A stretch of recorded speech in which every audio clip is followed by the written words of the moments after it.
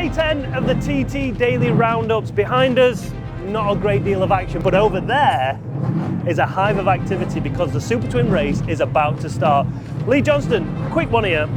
We were planning on a much bigger schedule than we've actually got. I think a lot of us were talking about the potential of 3 races, maybe even 4 races today, but we're just down to 2.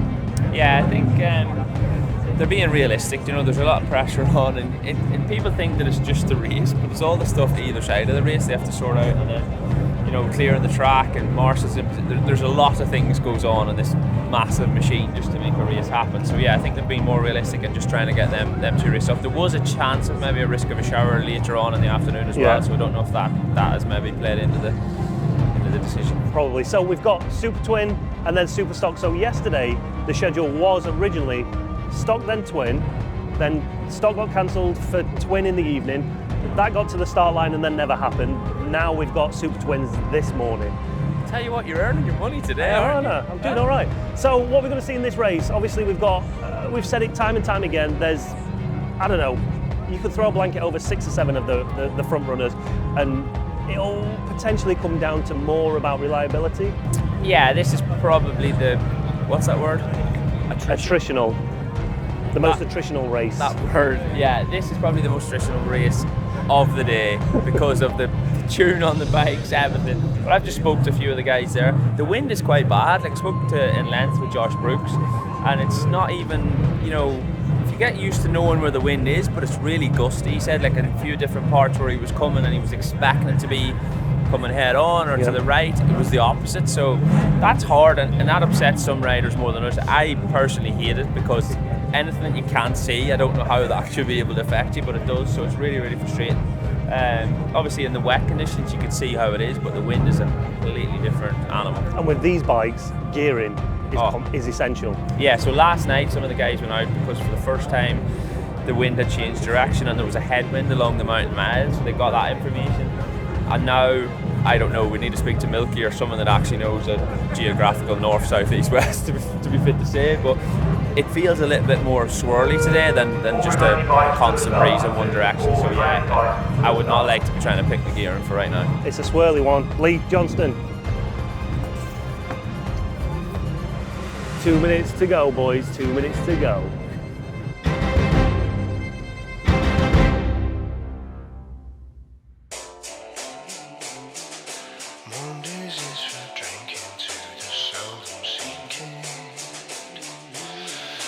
I've been working on a cocktail called Grounds for Divorce.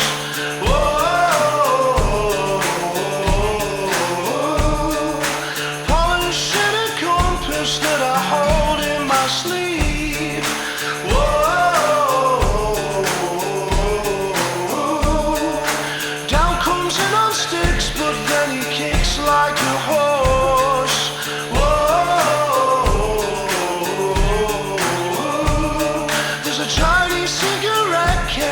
And the rest you can keep, and the rest you can keep, and the rest you can keep. There's a hole in my neighborhood down which of late I cannot help but fall. There's a hole in my neighborhood down which of late I cannot help but fall.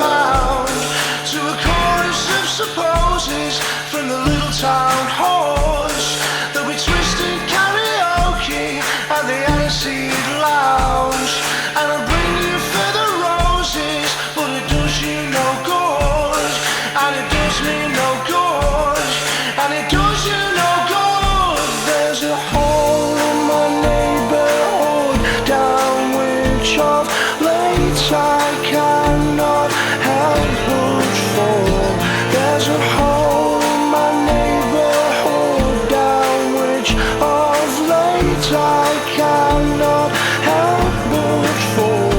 There's a hole in my neighborhood down which of late I cannot help but fall.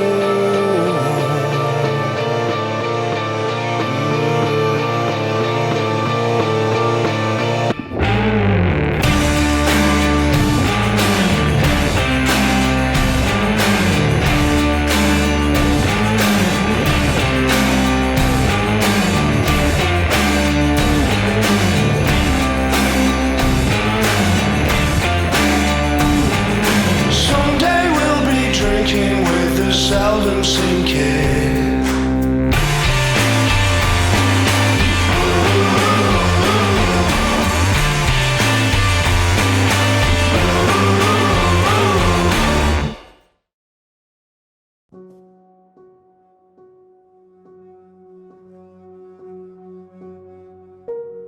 No better place to finish this TT Daily Roundup than right here in MD's garage with the bike that's just won the Supertwin race. Obviously, Superstocks didn't get underway, so we're not making it 28. But for a day's work, that's not too bad, is it, Michael?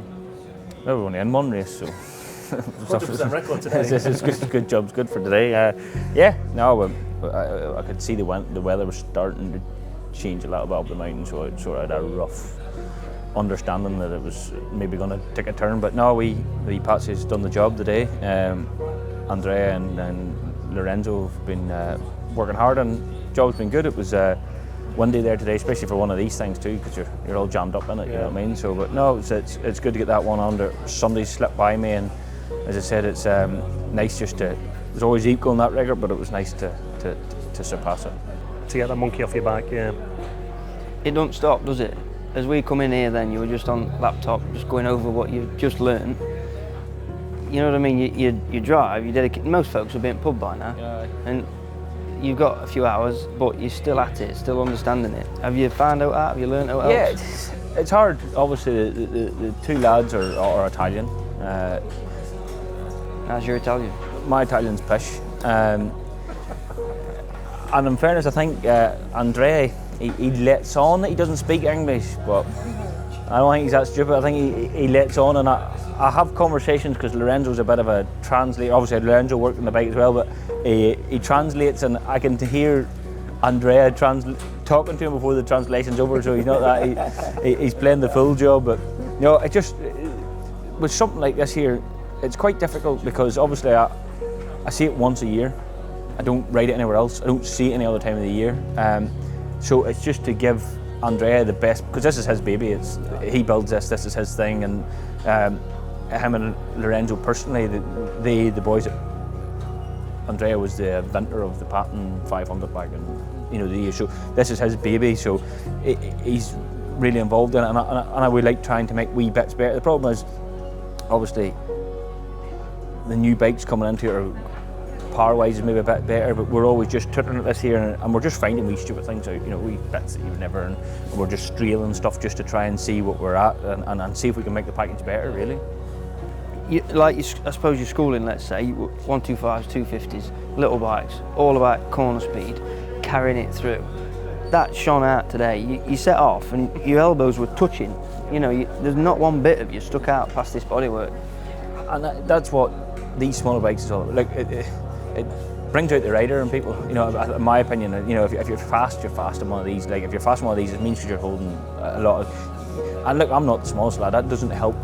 So I have to try and get all jammed up in, and it's quite funny because obviously I see people with double bubbles and stuff. But if I mentioned to Andrea about a double bubble, he'd shoot me. That's really. That was his thing, no, it's okay, but no, you just have to get all jammed up in it and hold savage amount of corner speed. You're probably holding more corner speed in your shorter bike, and a lot of it, and especially with likes of this, because you're not. It'd be different if you're riding it every day of the week or riding it 3 or 4 or 5 times a year. I see it once, so you're just learning wee crappy bits. From last year, we've changed a couple of wee bits, but we never really get to test it.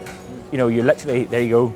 Right down here, and obviously the first night of practice, the old girl, we had an issue, so we sort of just lost the night, and then obviously the practice hasn't went mad going because of the weather, but no, we're just tuttering all the time, and as I say, it's like a two-stroke. You have to fucking get the best out of it, and to get the best out of it, you have to be working on it. There's not many lads on this grid that have got that understanding, is there? No, look, it's whether they want to have it or do have it. Look, you know, this job is hard. Like it's for me, it's hard because I'm maybe sometimes too much involved. But it's me. It's, you know, I've built engines all my life, built race winning engines all my life, and you can't help but want to get the best out of every package you've got. I'm not saying I'm the greatest engine builder. What I'm saying is we try to get the best of what I've built. So but the boys are all working hard. So it's hard. You know what this paddock's like. It's freaking.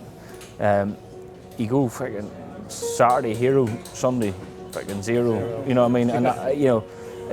Nobody can put that on you at the minute, mate. But you just have to, you know, just work at it, and I'm trying to work at it, and people have different ways of working at it. You know, I just listen. I always think them boys are getting up, I need to get up. But it's not just the little bikes. What you did to the competition on your superbike the other day, in them first laps, you just rewrote the job. Yeah. If that hadn't have, yeah, ifs and buts. If my grandma had bollocks, she'd be my granddad. You know what I mean? But if it had gone the proper distance like it was supposed to, you'd have took over 20 seconds off the race record. Like, and I think, you know, for that to happen, I even sat down with Steve about it. We haven't seen something like that in quite a while. You know, where we've knocked chunks, and probably coming here, everybody's like, he's not really got it in the big bike. He's, you know, it's going to be 600 really, you know, because obviously and this it was like, oh shit, where'd he come from? Like, you know what I mean? It's pace was good. Pace could have been better. I think my last lap could have been better as well if I just had sort of calmed. It's like everyone you're in high in emotion. You know, you think a bit more on the last lap. Well, I just felt like I got sort of revved up and nowhere to go. If you know what I mean, it's. When you're revved up with nowhere to go, you can convince yourself all you want you can get that time back. You're not going to get like 5 minutes back or whatever I lost or whatever, I don't know what, but you know, you're not getting that back. And you know, the last lap was like, I still wasn't, not that I wasn't 100%, I was like, done all the hard, you know. And in your mind when you're sitting and doing that, and you're in your mind, you're like, you're still thinking about what's happened, regardless of where you wash out your mind. You're like, this was my race, it was my race, you know. You don't deserve anything around here, but I thought to myself, I had, you know. You earned it. At that point, you'd earned it. I'd done the time. I was just severely disappointing for the team, for everybody, for me. But hey, listen, that's the TT. You know what I mean? That's why a lot of people freaking love it and a lot of people hate it. It can just bite in ways that you never want to see. But listen, new day, new dollar. Twins gone apart. Stock race hasn't won. We've struggled a bit with stock bike again. But tomorrow we're back again at the job and try as hard as we can. Before we leave, this thing right here is now a piece of history. There's, you know, we can avoid the elephant in the room, but we should really talk about it. This is going down as a piece of history. I hope the boys realise exactly what this bike has achieved for you, but not only this bike, behind the cameramen, the amount of people that are in this garage, still working on bikes, getting them ready. We've got the R6 just behind the cameraman, we've got the big bike over there. Like Tom says, it never stops, but all this has come together to make you the greatest of all time. And I know you struggle, everyone struggles with compliments, and it's not easy to say them, but there's no other way to put it. Greatest of all time, King of the Mountain. Well, for me, obviously, it's something that, you know, I'm not, you know, I have never been a cocky person. I've always believed in my ability, that's for sure, and I believe more in my heritage than I have probably my ability. But you know, through my career, people have went through all different emotions of this job, and it's been hard, you know, family-wise and stuff like that. And today I've seen a light at the end of the tunnel. You know, I've seen probably something more that. It's quite hard with this game because we all try to veer away from scenarios or it's the elephant in the room, the tragedy, you know what I mean? And we all try to, one way or other, justify life somewhere along the line. And sometimes it's hard for somebody like me. It's hard to justify justify different aspects of life. Of, you know, you wish it would have been this, or it would have been this, or it would have been me. Or, you know, you try to, you know, and what I've done this week, it doesn't actually really. I certainly give them all back, you know, if I could change the outcome. But what it does is it's put me in a place where I go, well, this is what we've all been trying to achieve. You know, everybody in their lifetime, whether I don't win another race again, whoever comes along after me, it makes no difference anymore, because Joey was always the biggest icon in road racing, in my opinion, just with my generation, that everybody knew Joey, just because one of the man he was. And for me to break a 24-year legacy, people always, that's coming up, they want to match Joey's, it's Joey was the, you know, and I've done that, and it just took a bit of the pressure off her. Like all the lads that are working here now, they're, you know, Steve's obviously, it's Steve's job is his job, that's his job, it's a BSB, they do a BSB effort, but like all the rest of these boys, like Andrea and Stefano, or Andrea and Lorenzo have drove 5,000 miles to get here, you know. You don't get people like that. The lads that work with me, all my mechanics, they don't work at motorbikes, they you know, they've got jobs to go to on Monday morning, you know, and it's just nice to be able to say, look, we've done it the hard way, and I think that's my whole career, it's been hard the whole way, but it just goes to show, no matter how hard it's got, there's always a fucking light to some way of the tunnel, and somewhere for me. Today, I think, took a lot of pressure off a lot of people, me included, the lads included, because at the end of the day, everybody's trying their best to do what they can to succeed, and today we've seen a wee bit of something. I don't think you've never had to prove anything, because the talent has spoken for itself. But now there is no pressure to ever, and I said it down on the fan part. Like I said, if you packed up now, you know, no one would blame you for doing that. Yeah. But there's still fire in the belly. There's still talent. There's still great bikes and a great team behind you. So you can. It's almost like you're free to just go and enjoy your racing as much as you want now. Yeah, but I know rightly come tomorrow the winner in me is not going to let me do that. So the want, and you know, people always say, oh, once I lose the want, I'll not be here. You know, if I come in today and I thought that's all I needed to do, I'd have just read on by Park for a minute, I would have jumped in the van and went home. But there's, you know, I've got 5 more races, I've got 5 more chances to prove myself, or not even to prove, just keep pushing the boundaries. Me personally, I don't, and Steve, I've talked to Steve about this, it's quite a difficult place, this, just because I never seem to get any time before I get here. Just this year, especially with an injury, it sort of screwed me up, and I genuinely thought we would struggle this year.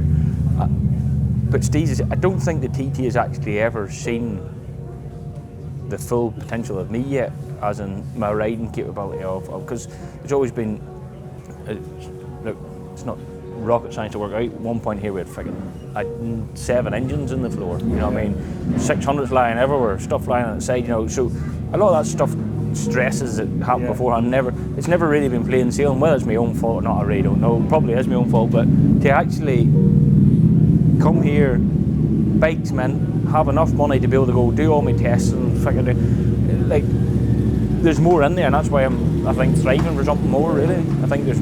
But it shows, you know, I've walked past here a few times, and you knelt at the side of that R6, you're talking to it, you're making sure every part of it is perfect, and then that comes through in your riding because you're totally connected to that machine. You know, you're willing it home, and it's amazing to see. And it's weird because you find... It's weird, you just find a bond with something, you know what I mean? Even when you're out there, because obviously it's doing as much as you're doing, so you're and as much as it probably, whether it's listened to you or not, I don't know, but like even with 600, I've built these for years now, always just trying to get the best out of them. But you're always looking for that extra bit.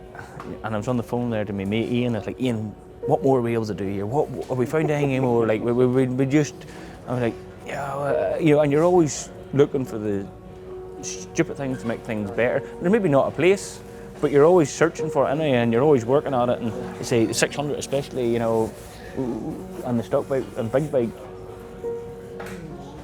because I'm hands-on all the time with them. We're trying to really just, I don't know what we're looking to invent. I'm not quite sure, but it's no difference as you know with the car. You're looking at stupid things that's irrelevant, but you think, oh, if I just do that, or if I just try this, and just, but here, look at. If it works, you'd wear an orange helmet, wouldn't you? You know what I mean? And it's hard. The job's weird. You know, as you well know, this place can hunt you to an inch of your life, and it can be good to you. And this week we've got hunted and been good at the same time. So we just keep plugging away, and the boys are working hard.